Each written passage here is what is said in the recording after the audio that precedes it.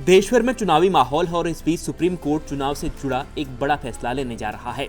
मामला चुनावी चंदे से जुड़ा हुआ है, यानी राजनीतिक दलों को मिलने वाले करोड़ों के चंदे पर सुप्रीम कोर्ट का डंडा चलने वाला है। क्या है पूरी खबर, ये हम आपको इस रिपोर्ट में आगे बताने जा रहे हैं। जब से justice DY Chandrachud supreme court के चीफ जस्टिस बने हैं, तब से ही कई ऐतिहासिक फैसले ले चुके हैं और इन फैसलों को लेकर अक्सर वो चर्चा में भी रहते हैं। अब चुनाव से ठीक पहले चुनावी चंदे की बात हो रही है। सुप्रीम कोर्ट ने कहा है कि वो चुनावी बॉन्ड यानी चुनावी चंदे के खिलाफ याचिकाओं पर आने वाले 31 अक्टूबर को सुनवाई करेंगे। सुप्रीम कोर्ट में CJI DY Chandrachud, justice JB Pardiwala और जस्टिस मनोज मिश्रा की पीठ ने शुरुआती दलीलें सुनी। पीठ ने अपने आदेश में कहा कि प्रारंभिक दलीलें याचिकाकर्ता के साथ साथ देश के अटॉर्नी जनरल की ओर से भी दी गई हैं।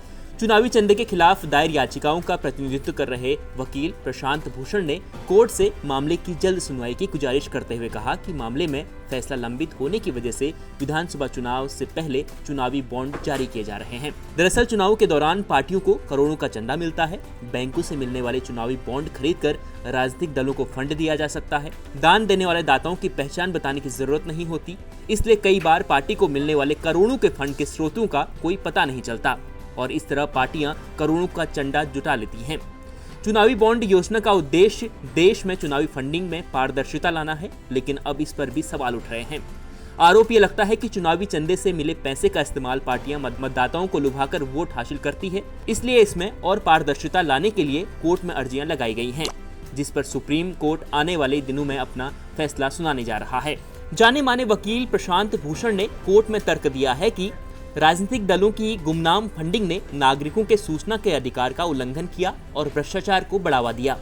भ्रष्टाचार मुक्त समाज अनुच्छेद 21 के तहत जीवन के अधिकार का एक अहम पहलू है।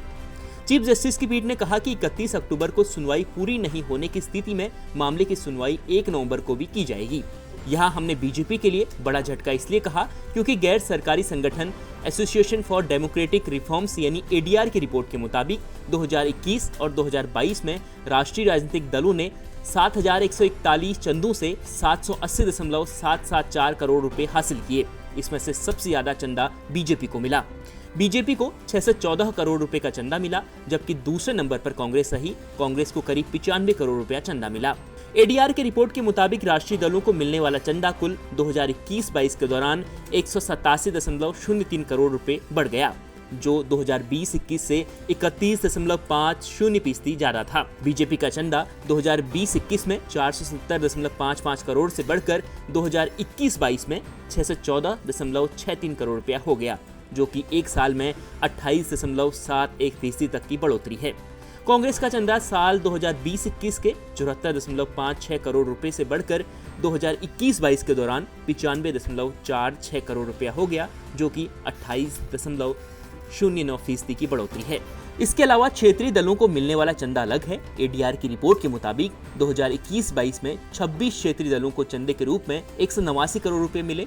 इस पूरे चंदे की 85% रकम JDU, समाजवादी पार्टी समेत 5 दलों के पास गई। कुल मिलाकर देखा जाए तो सबसे ज्यादा साल 2021-22 में बीजेपी को चंदा मिला, इसलिए सुप्रीम कोर्ट का यह फैसला सबसे ज्यादा बीजेपी को प्रभावित करेगा। ऐसे में अब चुनावी माहौल में सबकी नजरें सुप्रीम कोर्ट के इस फैसले पर टिकी हुई हैं।